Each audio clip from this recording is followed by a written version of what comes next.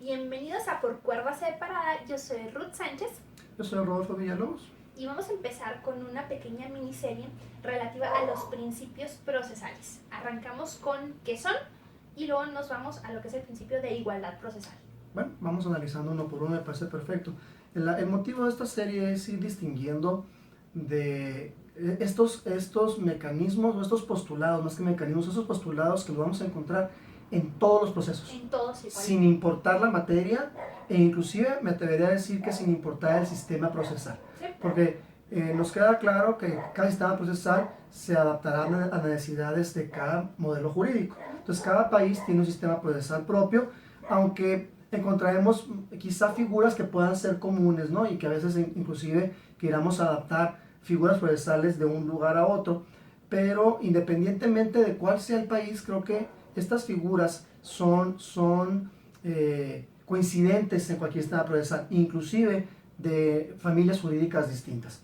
Porque aun y cuando nosotros tenemos un sistema procesal basado en el modelo germánico romano o neorromanista, vamos a encontrar que básicamente los mismos elementos los podemos ubicar claramente en procesos de modelo, por ejemplo, el common law del sistema anglosajón, así como podemos encontrarlos en otros tipos de modelos. Claro, partimos de la idea de que los dos sistemas procesales, los dos estados jurídicos más grandes son las familias del common law y la familia germánico-romana.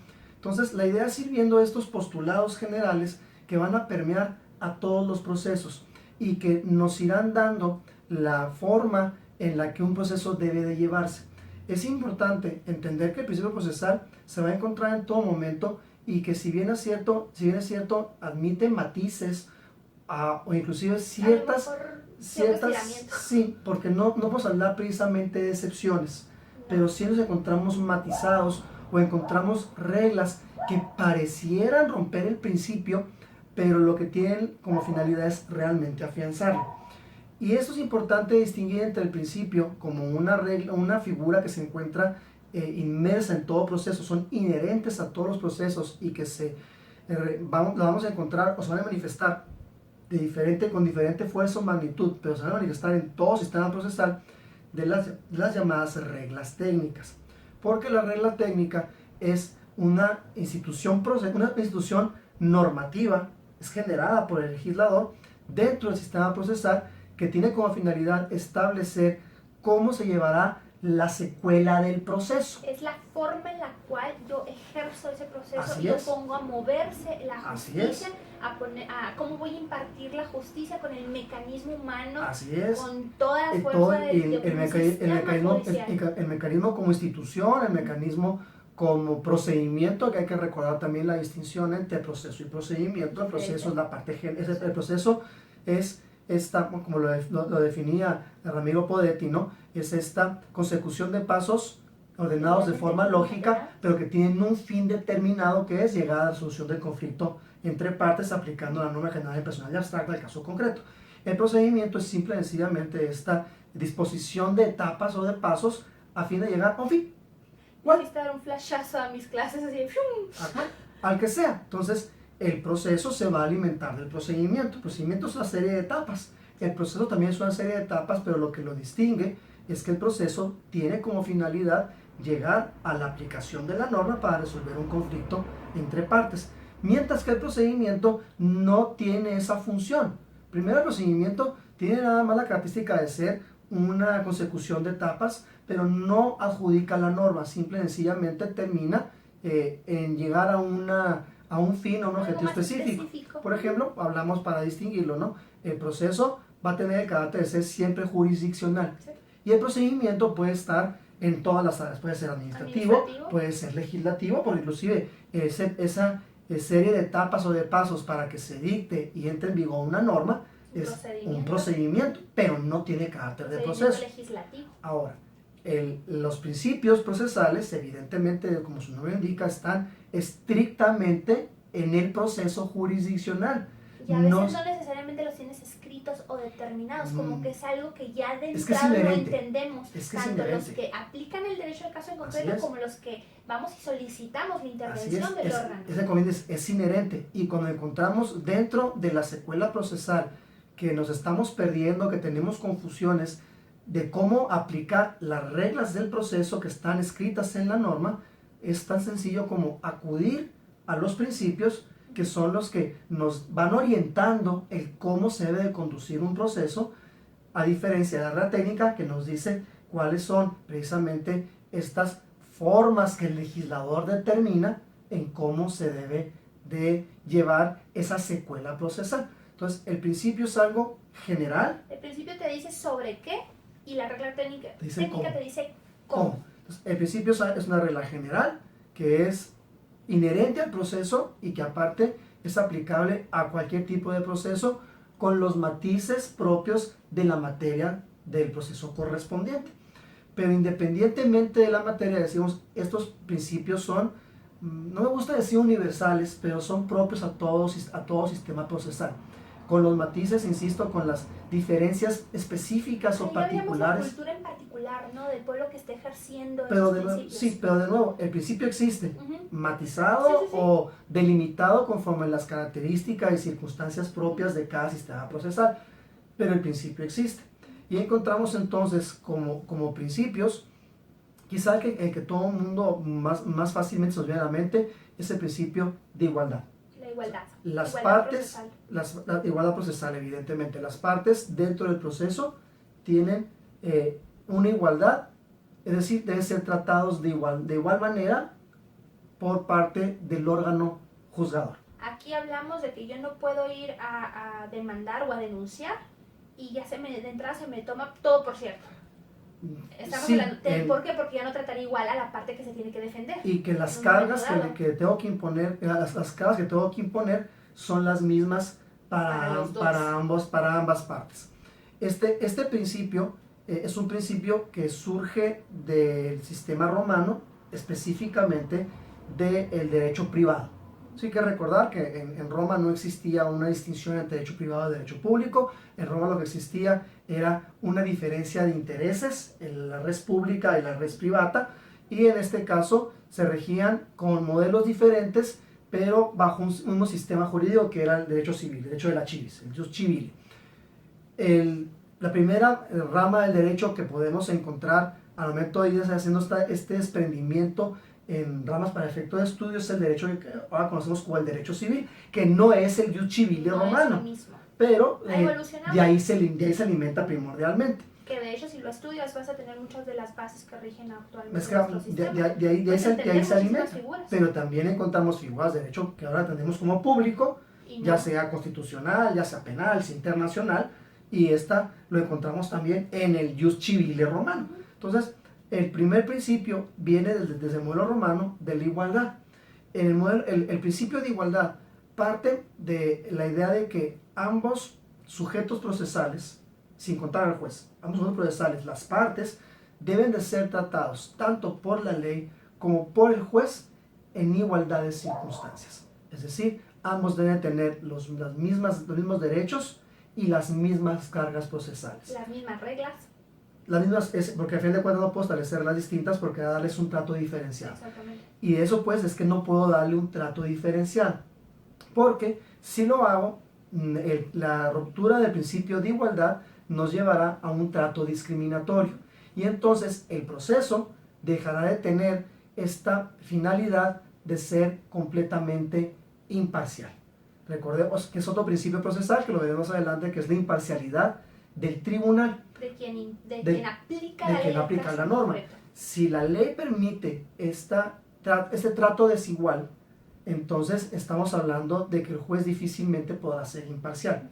Y si la norma no permite un trato desigual y es el juez el que de manera subjetiva lleva a cabo un trato imparcial por criterios, por prácticas judiciales, por modas, también lo hemos visto en la práctica, que es que se puso de moda cierta figura y entonces se degenera o se transgiversa de tal manera que no se aplica de la manera adecuada, y entonces cambiamos las cargas y estos principios, estas cargas procesales, y cortando, vulnerando un principio. Y que tristemente luego nos llevan a hacer las reformas para que realmente la ley se quede a lo que está sucediendo sin la consecuencia real de lo que era la figura en ese momento.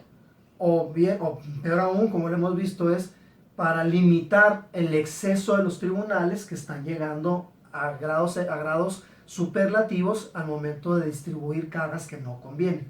Entonces, el principio de igualdad, bajo esta idea de que las partes dentro del proceso deben de ser tratadas de la misma manera, igualitas, tienen los mismos derechos y tienen las mismas cargas.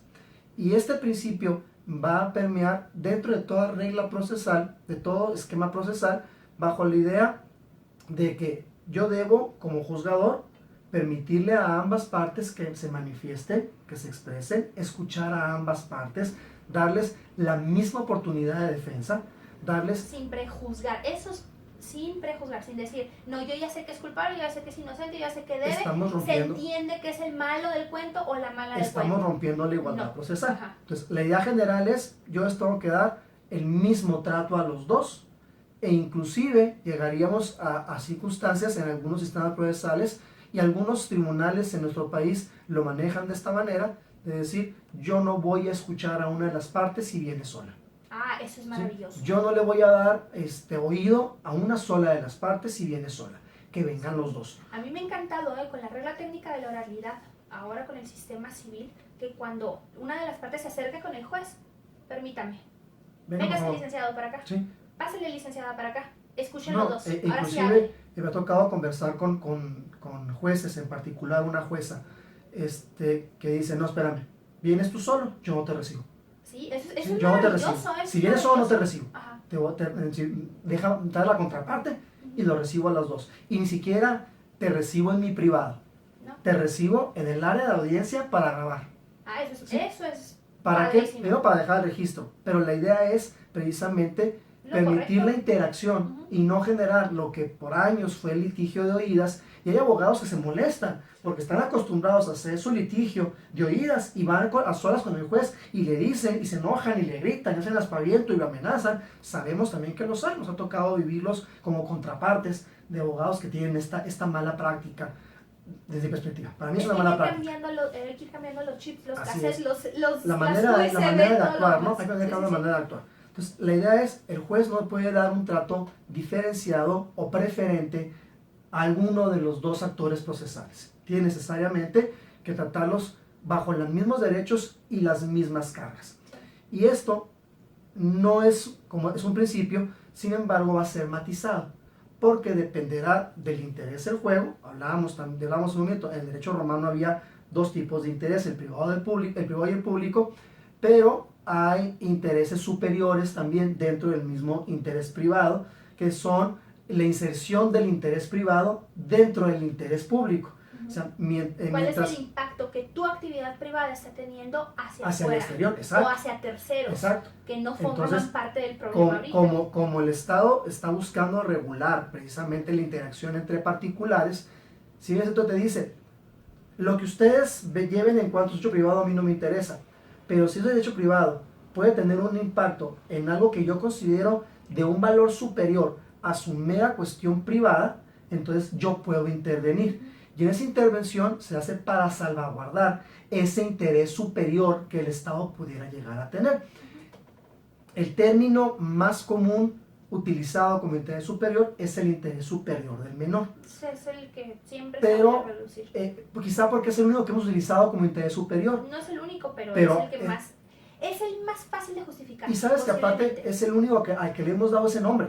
Sí. O sea, procesalmente hablando, la única figura en la cual encontramos el término interés superior, sí, es el del menor. Y en la doctrina es lo que te vas a encontrar. Sí, pero si te vas a la área procesal, vas a ver que las reglas o los motivos por los cuales se otorga una preferencia o un beneficio hacia los menores en cuanto a describir la idea de interés superior, te vas dando cuenta de que a pesar de que no se les llama así, va permeado en muchas materias en las cuales también hay un interés superior del Estado para proteger cierta área económica o a proteger a cierto grupo social. ¿Sí? Porque te vas a encontrar también entonces ciertos beneficios a grupos sociales en particular. Los trabajadores en materia laboral, en la materia agraria, todo miembro de un ejido o una comunidad agraria, la materia indígena. También. Entonces aquí vamos viendo que el Estado está velando por un interés superior de un grupo social vulnerable o de una actividad económica particular. Y entonces este principio de igualdad se empieza a matizar. Y se empieza a matizar porque entonces encontramos una distinción que es fácil hacerla desde la doctrina entre la igualdad formal y la igualdad material. En la igualdad formal, bajo la ley, todos somos iguales. Exactamente iguales. Lo encontramos en el artículo 1 constitucional y luego nos lo recalca el artículo 4, específicamente en la igualdad formal, hombre y mujer. Sí. El artículo 1 dice, todos tenemos los mismos derechos y nadie puede ser discriminado con motivo de, y hace un listado. Bueno, ahí encontramos la idea de una igualdad formal ante la ley. El problema es que, y dirán algunos maestros, hay unos más iguales que otros, ¿no? ¿Por qué? Porque sus circunstancias socioculturales y económicas los ponen bajo cierta desventaja o bajo cierta posición de poder. Pensemos en la parte laboral, que es que quizá la primera área en la cual encontramos una distinción entre las partes, sobre todo la distribución de las cargas. Es evidente que el patrón tiene una posición privilegiada con respecto del trabajador. Primero por la posición económica, y no porque el patrón tenga mucho dinero, no, sino la posición económica. El que paga manda. Y no nada más eso, sino que el patrón, desde una posición económica, siempre habrá más trabajadores que patrones. Entonces, la oferta permite que el patrón pueda poner ciertas reglas que pudieran ser, en su caso, abusivas. ¿Por qué? ¿No te gusta? Pues vete. Al cabo tengo otros 100 que lo cubren. Que están esperando el puesto, ¿no? Entonces, esta desigualdad económica va a conllevar también una desigualdad dentro por parte del que tiene el poder. Así es, y que en el proceso, si no se hace algo para tratar de equilibrar la balanza, el patrón va a llevarlas de ganar. ¿Por qué? Porque el patrón, al contratar, lo hace con sus reglas, y a su con sus reglas establece sus mecanismos internos. Y entonces, ¿qué hace el patrón? Busca la manera, como sigue pasando, de evitar cumplir con ciertas obligaciones o tratar de mitigar ciertos riesgos, los llamados contingencias laborales, las demandas. ¿Cómo? Pues ocultando, engañando, mintiendo, evadiendo, a efecto de que no me puedan llegar a responsabilizar de esto. Entonces llega el momento en el que el patrón, a través de los posibles abusos, entra en conflicto con el trabajador y el trabajador decide irse a juicio. Si lo tratáramos igual, al trabajador pondríamos una posición muy precaria, porque el trabajador dice, no, es que yo trabajaba para él, ganaba tanto y yo trabajaba en este horario. A ver, el que afirma prueba con la regla general de la prueba. Tráeme el contrato, tráeme los recibos. No, es que el patrón no me da el contrato, en la empresa no hay un sistema de control, pero es que esto fue lo que pasó. Si lo dejamos en una igualdad procesal formal, al trabajador lo ponemos en una posición muy precaria. Te corro cuando quiero, te cambio el horario cuando se me da la gana. Porque no va a poder demostrar nada. Un día te lo bajo otro. Te lo retengo. ¿Por qué? Porque el trabajador no va a poder demostrar absolutamente nada, porque el patrón, dentro de su esquema, yo abuso, no le doy nada para que si me demanda, yo simplemente digo, no, pues no es cierto, y como el que afirma prueba, entonces a ver cómo le haces. ¿Qué sucede? Que el modelo procesal, en el caso laboral, dice, vamos a buscar la igualdad de las partes, pero no la formal, porque en la ley son iguales, sino la material. Es decir, que dentro del proceso efectivamente podemos encontrar este balance para que el proceso se pueda llevar de manera adecuada y no tengamos una posición privilegiada de uno sobre el otro. Y entonces decimos, ¿cómo podemos quitarle al patrón ese peso específico de estar privilegiado respecto del trabajador? Vamos a redistribuir las cargas y permitir que el patrón entonces tenga que acreditar una serie de elementos. Y la ley claramente dice qué elementos tiene que acreditar el patrón en caso de que entre en controversia. Desgraciadamente los laboralistas y también y sobre todo los miembros de las juntas en muchos casos dicen, no, es que toda la carga de pruebas del patrón. Eso no dice el 784, que le falta el trabajo, establece qué casos son cargas y cuáles no. Pero la idea de esto es no romper la igualdad, sino alcanzar una igualdad material entre las partes. Considerando que el patrón, por su misma posición, tanto tal vez de conocimiento como de ingresos o de capacidad económica, puede allegarse de los recursos necesarios para soportar esas cargas que le está imponiendo la ley y que el trabajador no puede. Y fíjate, ¿no? Es que la ley le establece la carga no nada más de carácter procesal, sino se le establece en materia laboral desde la parte formal. Le dice la ley, tu patrón tienes que tener los siguientes registros. Sí, por eso, o sea, a eso me Y refiero. como tú los tienes, entonces si hay una controversia en esto, tu patrón lo demuestras. De ahí que tienen que asesorar. ¿Sí? Y si el patrón no tiene los registros, la ley dice, yo te obligaba a que los tenías. Y si no cumpliste la obligación de la ley, entonces le doy la ventaja al trabajador. Al otro. ¿Por qué? Porque tú no demostraste, porque era tu carga. ¿Sí? Entonces y encontramos... ahora, el que no hace lo debido, ¿verdad? Pues no esté pidiendo que se le haga justicia. Así es, nadie puede prevalecer eso de su ilícito. ¿Sí? Entonces, si yo no cumplo con mi carga, con mi obligación, no puedo prevalecerme de ella. Esta es la idea de buscar entonces una igualdad de carácter material. Estas figuras de buscar una igualdad material, en lo general, se les conoce como la suplencia de la queja. ¿Sí? Esa suplencia. La suplencia de la queja también tiene dos vertientes o tiene dos maneras de analizarse desde la perspectiva teórica, y que, si bien es cierto, quizá la ley no establece claramente el nombre, y generalmente la ley las denomina a las dos de manera general, la suplencia de la queja. La realidad es que vamos a encontrar que hay una figura que se llama suplencia de la queja y otra que se llama suplencia de la deficiencia de la queja o de la queja deficiente, que no son lo mismo. En la suplencia de la queja se permite la autoridad a corregirte todo, mientras que en la suplencia de la deficiencia de la queja tiene que haber queja y te corrijo aquello que por mi oficio y por mi actividad te lo tengo que recoger. Un principio de los que hablamos general de derecho, decimos, el juez sabe el derecho, da de los hechos, él te dará el derecho. Esa es una manifestación del principio de la suplencia de la queja deficiente. Oye, es que tú me das los hechos. Esto. No me dices dónde dice que te lo pida, pero yo entiendo que tengo la obligación de... Yo sé dónde está, te equivocaste en los artículos, no importa. Dice, todos los tratados procesales, al menos en el moderno hegemónico romano, dice, las acciones procederán aun y cuando no se diga su nombre. Es que la acción que me dijiste no es esa, no se llama así. No importa. Si yo te establezco de manera clara la causa de pedir, suple la deficiencia de mi queja. Te estoy corrigiendo, porque sí hay queja, pero te corrijo, te enmiendo la plana.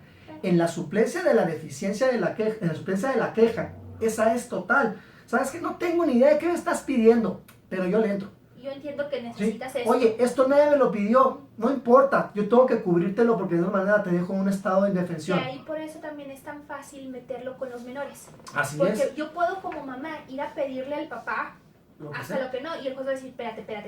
O sea, lo que me estás pidiendo no tiene nada que ver con las necesidades propias de un menor de estas características. Entonces, tu mamá podrás venirme a pedir las perlas de la Virgen, pero al papá le puedes pedir esto porque el menor necesita eso. E inclusive puede ser que se equivoque el representante del menor y no pida algo. Y es válido que el juez diga. La pensión alimenticia. Oye, vienen a divorcio contencioso. Y me pidieron la guardia y custodia, y me pidieron esto y me pidieron lo otro. ¿No pidió la pensión? Y el absurdo, ¿no? Que el tribunal te dice, te prevengo para que endereces o que corrijas o agregues. No. Yo sé que por interés superior del menor se necesita meter una pensión alimenticia y yo la fijo y vamos. E inclusive en la parte probatoria, las partes omiten algunas pruebas. Dice el juez, no sabes qué, yo necesito X actividad probatoria en interés superior menor, porque estoy defendiendo el derecho de un menor. Económicos, entonces, los informes a las empresas aquí para ver aquí sí existe una suplencia de la queja, pero de nuevo hay que analizarlo en función al tipo de proceso y hay que analizarlo al interés en juego. Y lo tienes que justificar, esa es otra. Y esto es bien importante. No puedes decir nada más, el interés superior del menor. No, hay que explicar por qué es el interés superior del menor en ¿Qué el es caso concreto? ¿Qué es lo que estoy buscando proteger? Y es bien importante tener que establecer, porque se sucede en muchas áreas. Es el interés superior del grupo o de la persona socialmente vulnerable y no de su representante. No, es diferente. Sí. El que representa al que tiene la necesidad. En el caso específico del interés superior menor, muchas veces encontramos que el juez le corrige todo, sobre todo a la mamá. Dice, y es que el interés superior menor, dice uno, lo que pasa es que aquí no tiene nada que ver con el menor. No, pero es que la mamá no es el menor. No. Es que a la mamá no le puedes estar supliendo. A la mamá no le corrijo. No. Le corrijo al menor. Al niño, en beneficio del niño. Tan es así que en la materia de amparo establece que el juez de amparo de distrito o tribunal colegiado corregirá la demanda e irá más allá, y puede ir más allá, porque de lo alegado por las partes, cuando estuvo menor involucrado, por una simple sencilla razón. ¿Y qué culpa tiene el menor de que el representante se equivoque. ¿Sí? Entonces, o de que omitan, como por ejemplo cuando es que ¿por qué va a llevar a los niños a que declaren ante un tribunal si yo nunca los metí? Si yo, es que no importa, el juez está obligado a ir por ese interés superior del menor a indagar más a fondo en la situación. Es porque el Estado considera que hay un interés superior. Claro. ¿Y cuál es? El de buscar una igualdad material protegiendo a un grupo social vulnerable o en un caso particular a un individuo concretamente que se puede ver afectado. Entonces, como hay un desequilibrio entre las partes, desde el punto de vista material, yo he estado, digo, en búsqueda de una igualdad real dentro del proceso, voy a equilibrarlo cambiando las cargas. Esto tampoco es novedad en materia procesal, sobre todo cuando analizamos la nueva teoría de la prueba, la probática, que se le conoce en algunos lugares, encontramos una figura que se le llama la teoría de la prueba activa, que no se trata de una carga de prueba estrictamente de que afirma prueba como lo conocemos otros códigos, sino que evolucionan y dicen, no, que prueba el que tenga los elementos para probar. Y esto está inserto en lo que nosotros conocemos como procesos de derecho social, como lo es el derecho laboral, el derecho agrario, el derecho familiar en algunas de sus áreas, porque no todas las áreas son de carácter social, el derecho al consumidor, el derecho de usuarios de servicios financieros. Por ejemplo, hay una figura aquí que en caso de que se demanda por el pago de una deuda establecida o contraída a través de uso de tarjeta de crédito, si yo, usuario de la tarjeta de crédito, digo, es que yo nunca utilicé tarjeta ahí, el banco te tiene que acreditar que sí. Es el banco el que tiene que acreditarlo. Oye, pero es que la igualdad procesal, él afirmó que no. No, tu banco tiene los tú sistemas, tienes que acreditar. los controles, inclusive se le dice al banco, tú tienes que acreditar que él puso el NIP y que tu sistema no fue vulnerado. No, pues pusieron al banco una posición de prueba imposible. Por eso nomás les llaman por ¿Sí? teléfono. Para efecto de qué? De poner una posición similar, porque el que tiene los registros es el banco, no el particular. Entonces, porque inclusive hemos visto casos ahora que se autorizan, aunque la ley no sale así, se autoriza el caso de aprobación de transacciones sin firma, que uno mete la tarjeta, llega uno a la tienda de conveniencia y listo, oye, mi voucher, no, aprobado sin firma. ¡Qué grave! Porque cualquiera que se cae la tarjeta y gasta o la clonan, o en ocasiones hay sistemas que te permiten digitar en uno la tarjeta, ni siquiera pasarla. Entonces, encontramos que este primer principio procesal que analizamos tiene la función de tratar a las partes sin un favoritismo, pero no entendido el favoritismo en redistribuir cargas. Esa redistribución de cargas es para lograr una igualdad material. Lo que busca este principio es precisamente que las partes puedan actuar dentro de un plano de equidad en el proceso, y no que esa distinción material se traduzca en el proceso dejando en una notoria indefensión o una notoria debilidad a alguna de ellas. De ahí esa es la igualdad. Que tengas el derecho, por ley también, a un defensor público en gratuito. El caso, así es. Por ejemplo, porque no es que, mire, está pagando un abogado, por eso el Estado te provee de un abogado para que le haga frente a eso. La llamada defensa técnica tiene esa función, buscar una igualdad material entre las partes. Y ahora también se cumple que ya no puedes ir a juicio si no tienes ese abogado, por ejemplo, porque te estoy dando lo mismo que tendrías si tuvieras el recurso económico de equiparo. Qué importante, dentro de estas ideas empieza a generarse una doctrina, es muy incipiente la postura de decir, oye, nada más que si tienes abogado, los errores técnicos yo no te los puedo corregir, porque para eso tienes un defensor. ¿Sí? Nada más que hasta ahorita esa idea de la defensa técnica no hemos madurado y no la hemos aceptado. Porque la idea de la defensa técnica surge en el derecho penal, en el cual si se ha dicho, no, espérame, cuando yo vea que tu defensa técnica fue muy mala, voy a tener que corregir a tu defensor, porque está en juego tu libertad, de nuevo, un interés superior. Pero que ya abre la puerta para que el sistema oral, familiar, civil, mercantil, permita el decir, espérate, a ver, ¿no tienes abogado? Te traemos uno. No entras a juicio si no entras con abogado. No puedo hacerlo. Está deficiente tu abogado, vamos a traerte otro abogado. Pero no puedo llegar al grado que llega en el penal. No. Sí, de decir, te voy a corregir todo y voy a anular el juicio porque tu abogado fue muy malo. Quizá en el Estado un abogado estatal pudiera ser posible, pero dos abogados particulares, yo no tengo la culpa de que tengas un abogado privado muy malo. A mí me tocó que que un juez preguntara, ¿está contenta con su abogado? Y yo, oiga, pero es una deficiencia técnica y el abogado tiene peligro para defender a... Yo defendiendo a la contraria, ¿no? Dijo el juez, señora, ¿está conforme con su representante legal? Sí, estoy conforme. ¿Lo quiere cambiar? No. Licenciada, no puedo hacer nada. Pues seguimos entonces. Y me dijo, y entiendo por qué lo está pidiendo, y entiendo su temor, y entiendo el alcance de las consecuencias del error del abogado, pero la señora lo está aceptando. Pero yo no puedo más allá. No puede más allá. Todavía estamos un poco deficientes, hay que somatizar. Pero como primer principio es teoría de la igualdad, para que las partes sean tratadas igual dentro del proceso, pero no entendamos la igualdad formal, sino una igualdad material. Es decir, que una de las partes no llegue a una clara desventaja con una circunstancia socioeconómica o cultural dentro de un proceso, sino que pueda ser valorada su postura de defensa de una manera equilibrada con su contraparte. Se acabó, nos pasamos, esto fue por cuerda separada. Si tú quieres dejar tus comentarios, por favor ponle pulgar arriba, pulgar abajo y comparte lo que tú estás pensando, complementa lo que estamos platicando y también compártelo con alguien más. Hasta luego. Hasta luego.